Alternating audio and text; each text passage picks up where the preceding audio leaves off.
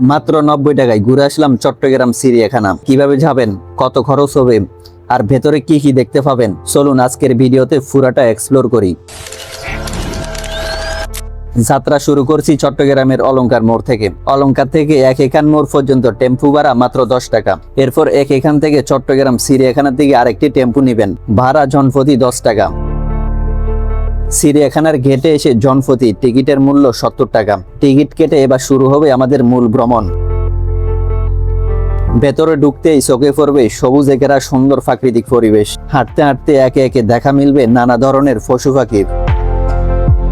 সবচেয়ে আকর্ষণীয় মুহূর্ত বাঘের দেখা। এরপর রয়েছে সিংহ, জলহস্তী, ঘোড়া, হরিণ ও জিরাফের মতো নানা প্রাণী। পাশাপাশি রয়েছে বিভিন্ন প্রজাতির সাপ এবং নানা রঙের পাখি। আর ময়ূরের সৌন্দর্য তো ক্যামেরায় না ধরলে যেন ভ্রমণটাই অসম্পূর্ণ। শুধু বড়দের জন্য নয়, ছোটদের জন্য রয়েছে আনন্দের আয়োজন। আছে দোলনা ও বিনোদনের জায়গা। তাই পরিবার নিয়ে সময় কাটানোর জন্য জায়গাটি হতে পারে দারুণ একটি গন্তব্য। এখানে আরো দেখা যাবে ভাল্লুক, বানর সহ আরো অনেক প্রাণী। সব মিলিয়ে অল্প খরচে পরিবার বা বন্ধুদের সঙ্গে প্রকৃতি আর বন্যপ্রাণীর কাছাকাছি সময় কাটাতে চাইলে চট্টগ্রামের চিড়িয়াখানা হতে পারে সুন্দর একটি গন্তব্য। তাহলে আপনার পরবর্তী গন্তব্য কোথায়, কমেন্ট করে জানিয়ে দিন।